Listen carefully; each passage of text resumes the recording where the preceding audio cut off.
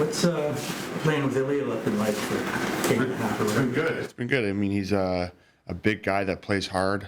He prioritizes defense, and he wants to be really good. I know I talked about that. I probably didn't do a good job explaining what I was thinking, but he's really driven to play well for us. I think that we talk a lot between shifts, and he's asking lots of questions about positioning and how we play and structure and things. So you can tell that he wants to be really good and wants to play well together. And when he's in D zone being physical, he's a good presence. It's been a bit of a revelation to you, Morgan. Like, how much did you know about him before you guys got him? I remember hearing his name for sure when he was out west, but when we got him, he's big, he's physical, plays hard. But he's just kind of come in here and worked really hard. Even in practice, we're talking lots about what to expect out of drills, what we're doing for structure, what we're doing for all types of stuff, and even on the penalty kill and stuff. So he's had a big impact on our team, I think, since he's gotten here. And the feeling that I get from him is that he's only going to get better. He does something noticeable physically every game, doesn't he? Yeah. He makes a big, impactful play with his body.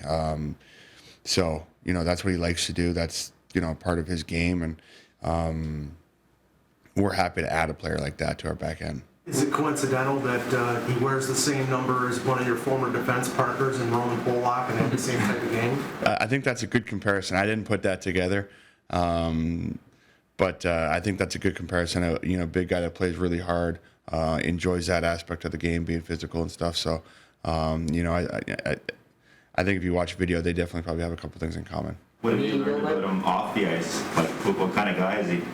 He's good. It's obviously hard when you come into a new group, but like I said, he's not shy. He's not quiet. He's asking lots of questions, and that's always encouraging. I think that just kind of gives you the feeling that he wants to be here, wants to contribute and play well. So I think that's been really good. How curious are you to see what the team will look like come trade deadline day?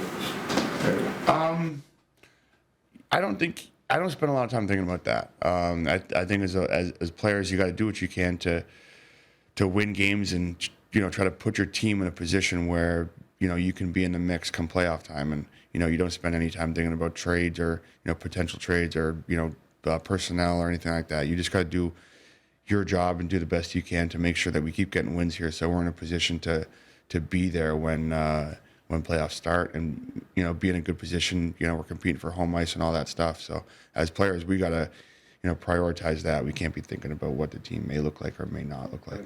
Having said that, do you take note when the division rival like Florida gets a player like Shaw last night? Yeah, just in the sense that I was at home, and you kind of get the feeling that things are starting to happen. There's been a couple moves now, so this happens every year.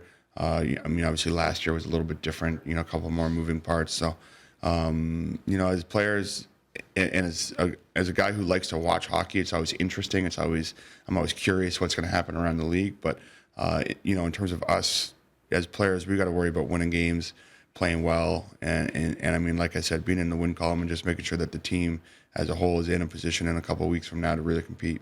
Labushkin, with his physicality, it's so hard these days to get hits on guys. What stands out to you about his ability to rack up the number of I think that's a good point, Mark. I think it's underrated how tough the timing is, so you're not out of position when you're doing it, and you're keeping yourself into play, and he's very good at that. So I think that the most impressive thing is number one, just his high compete level, and that spirit that he has. He wants to get in there and be physical, and also the skill and the timing that it does take in order to make those big hits. I don't think it's a lost art, but it's definitely very hard. You go from playing a lot of non-playoff teams to a very good team, to disparage your opposition the past few games, but they're a very good team. What challenge does Carolina present? Yeah, they're a very good team. We just watched some video on them. They're deep. Obviously, they've had good goaltending this year with Fred. Great penalty kill. So I think that as a group, they present a lot of challenges. They've beaten some really good teams, and just how they play. They're very structured. They're very, I think they're very responsible with the puck. So for us, it's a matter of being patient. It's a matter of playing within our structure, not getting carried away. This is a team that I think now for a couple of years has been talked about as being one of the best teams in the East. So, it's a good challenge for us, and it's important that we're prepared tonight. It was almost like a chess match, it felt like last game with Austin and Freddie. What's it been like for you to be shooting on a goalie you know so well? Yeah, it's fun. I mean, he obviously had a great run here in Toronto, and he's having a great start in Carolina. So, you know, you're happy for guys like that, but ultimately you want to be able to get wins against them. And, you know, obviously getting the one last time here in overtime was important. So, I mean, you want to make it tough on him. He's a big guy. You want to get traffic and rebounds and tips and all that stuff as D-men. We got to get our shots through. And, I mean, really trying to make it tough on him. Sheldon made the point the other day that when Austin has missed time, John has seemingly seamlessly moved into that spot. What have you seen? What allows him to do that? Well, just a player that he is. You know, I think when you got guys like Austin and Mitch out there, I mean, he may get overlooked by some people just based on the team that he plays on. But, I mean, realistically, he's a world-class player, and he works as hard as anybody, and he takes his role on this team, both on and off the ice, very seriously, and he's able to really jump in anywhere and, you know, obviously contribute at a very high level, and he's been doing it now for a long time. So as his teammates, you know, we're not surprised to see him step in there and be skating up and down the ice very well. So, I mean, that's what we come to expect out of him, but I definitely think that when, you know, there's lots of guys, you know, on this team having good years, you know, whether it's Bunce and, you know, his line or whatever, but, you know, Johnny's been doing a great job for us, and he just kind of goes about his business. Your initial takeaways on Eric Shelger? Big guy, played great. He's calm. So as his teammates, we got to support him here and try to keep it going.